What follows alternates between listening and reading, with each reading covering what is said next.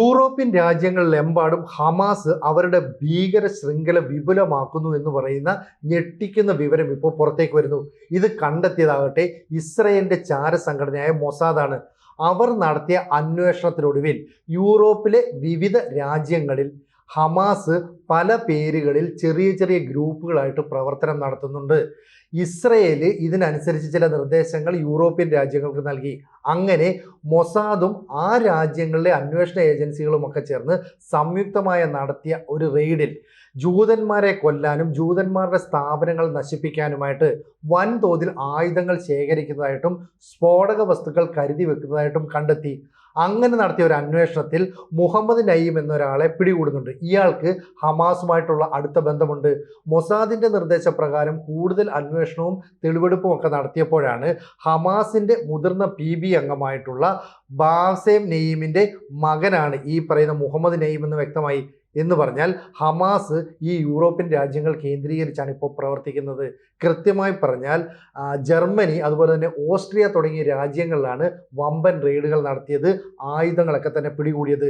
ഇതോടുകൂടി മൊസാദ് ഇന്ത്യക്കും ചില നിർദ്ദേശങ്ങൾ നൽകി. അതായത് റോ ഇന്റലിജൻസ് ബ്യൂറോ അടക്കമുള്ള അന്വേഷണ ഏജൻസികൾ നിങ്ങളുടെ പ്രവർത്തനങ്ങൾ കുറച്ചുകൂടി വിപുലപ്പെടുത്തണം.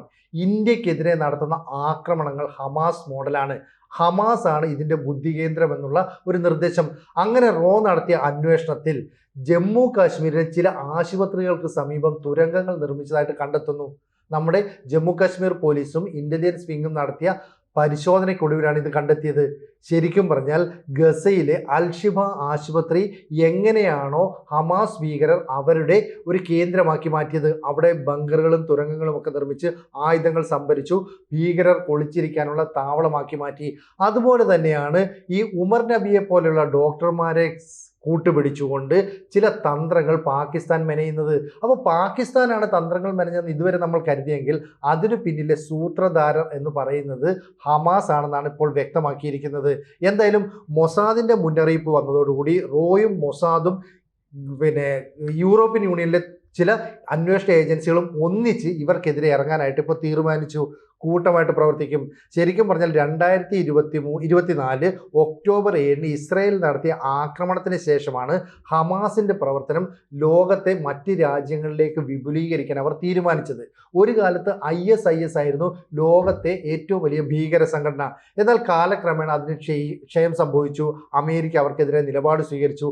അങ്ങനെ ആ തലത്തിലേക്ക് അല്ലെങ്കിൽ ആ പദവിയിലേക്ക് എത്തിച്ചേരാനാണ് ഇപ്പോൾ ഹമാസ് ശ്രമിക്കുന്നത്. അതുകൊണ്ട് തന്നെ യൂറോപ്യൻ യൂണിയനിലെ വിവിധ രാജ്യങ്ങളിൽ സ്ഫോടനവും കലാപവും ഒക്കെ ആസൂത്രണം ചെയ്യാം. എന്ന് പറഞ്ഞാൽ ഒരു ഫോൺ കോളോ ഒരു മെസ്സേജോ ലഭിച്ചാൽ അവിടെയുള്ള സ്ലീപ്പർ സെല്ലുകൾ ആക്റ്റീവ് ആവുകയും അവർ ആ രാജ്യത്ത് സ്ഫോടനവും കലാപവും ഒക്കെ സൃഷ്ടിക്കുകയും ചെയ്യും. ഇതാണിപ്പോൾ മനസ്സിലാകുന്ന ഒരു കാര്യം. ഇവർ ഈ IS നേരത്തെ പണം സമ്പാദിക്കാൻ മയക്കുമരുന്ന് കടത്തും ആയുധക്കടത്തും ഒക്കെ നടത്തിയിരുന്നു. അതുപോലെയുള്ള നീക്കങ്ങൾ ഹമാസും നടത്തുന്നുണ്ട്. ഇപ്പം യൂറോപ്യൻ രാജ്യങ്ങളിൽ മൊസാദ് നടത്തിയ പരിശോധനയിൽ മനസ്സിലായത് അവിടുത്തെ പരിസ്ഥിതി സംഘടനകൾ, ജീവകാരുണ്യ പ്രവർത്തനം നടത്തുന്നവർ, അതുപോലെ തന്നെ മറ്റ് തൊഴിലേർപ്പെടുന്ന ആൾക്കാർ, ഇവരൊക്കെയാണ് ഹമാസിന്റെ ഒരു പുറംമൂടിക്കുള്ളിൽ ഒളിച്ചു കഴിയുന്നത്.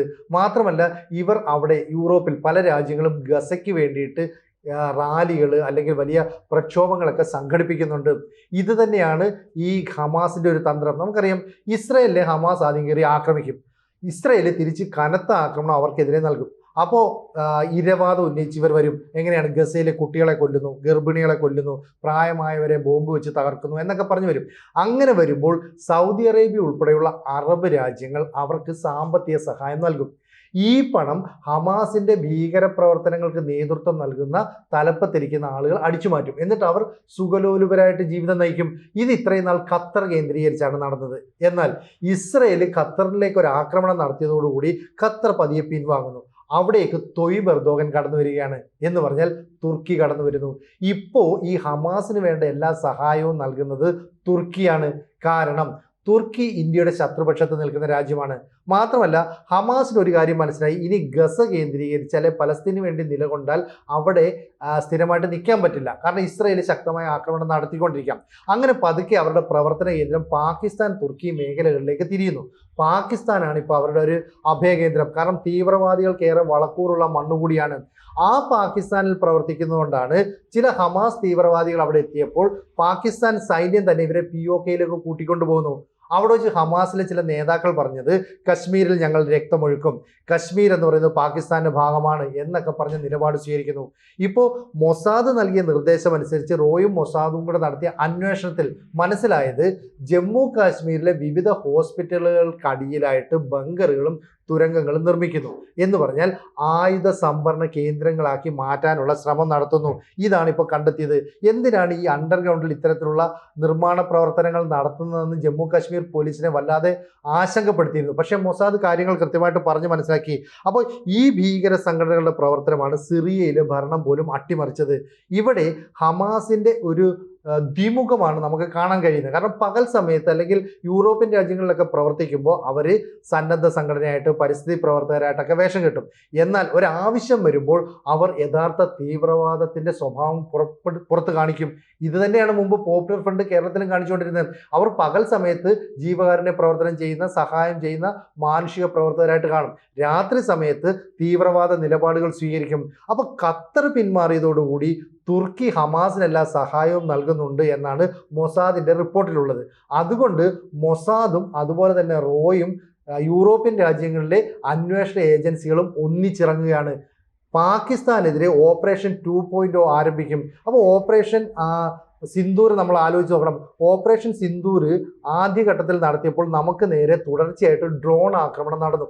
ഈ ചെങ്കോട്ടയിൽ നടന്ന സ്ഫോടക വസ്തു ശേഖരങ്ങൾ ഉപയോഗിച്ചുള്ള ഒരു ബ്ലാസ്റ്റ്, ഇതിൽ രണ്ടിലും ഹമാസിന്റെ യുദ്ധതന്ത്രമാണ് നമുക്ക് കാണാൻ കഴിഞ്ഞത്. കാരണം ഹമാസാണ് ഗസയിൽ ഇത്തരത്തിലുള്ള ഡ്രോൺ ആക്രമണം തുടർച്ചയായിട്ട് നടത്തുന്നത്. അത് നൽകുന്നതായിക്കോട്ടെ തുർക്കിയുമാണ്. ഇവിടെയും അതിന് സമാനമായ നീക്കങ്ങൾ നടത്തുന്നു. അപ്പോൾ ഹമാസിന്റെ തല ഇപ്പൊ തുർക്കിയിലാണെന്ന് വേണമെങ്കിൽ പറയാം. ആ ഗൂഢാലോചനയും ബാക്കിയുള്ള പ്രവർത്തനങ്ങളും ഒക്കെ പാകിസ്ഥാനിൽ നടത്തുന്നു. അവരുടെ ലോജിസ്റ്റിക്സ് സംഭരണ കേന്ദ്രം തുർക്കിയായിട്ട് മാറുന്നു. ഇവിടെ ഈ ജിയോ പൊളിറ്റിക്സിൽ വലിയ മാറ്റങ്ങൾ കൂടി സംഭവിക്കുക. അതായത് ഇന്ത്യയുടെ ശത്രുവാണ് പാകിസ്ഥാൻ. ഇതേ പാകിസ്ഥാനെ സഹായിക്കുന്നത് തുർക്കിയാണ്. ഈ തുർക്കിയും പാകിസ്ഥാനും ഇസ്രയേലിന്റെ ശത്രുവാണ്. മാത്രമല്ല പാകിസ്ഥാൻ 2001 സഹായം ചെയ്തിട്ടാണ് അഫ്ഗാനെ താലിബാനെയൊക്കെ അവിടെ അധികാരത്തിലേക്ക് കൊണ്ടുവരുന്നത് അമേരിക്ക പോയതിനു ശേഷം. ഇതേ താലിബാൻ ഭരണകൂടം ഇപ്പൊ ഇന്ത്യയുടെ കൂടെയാണ്. അപ്പോൾ മൊത്തത്തിൽ മാറ്റങ്ങൾ ഉണ്ടായി. തുർക്കി പാകിസ്ഥാന് സഹായം ചെയ്യുന്നു. ആ സഹായത്തിന്റെ അടിസ്ഥാനത്തിൽ ഹമാസ് അവിടെ പ്രവർത്തിക്കുന്നു. അവരെല്ലാം കൂടെ ചേർന്ന് ഇന്ത്യക്കെതിരെ നിലപാട് സ്വീകരിക്കുന്നു. ആ സമയത്ത് തന്നെ മൊസാദ് ആക്രമണം നടത്താനായിട്ട് രംഗത്തിറങ്ങുന്നു. എന്ന് പറഞ്ഞാൽ തുർക്കിക്കെതിരെയും കനത്ത ആക്രമണം ഏത് നിമിഷവും ഉണ്ടാകാം. ആ ആക്രമണത്തിൽ നമ്മുടെ ഇന്റലിജൻസ് വിങ് സൈന്യമൊക്കെ ചേരും.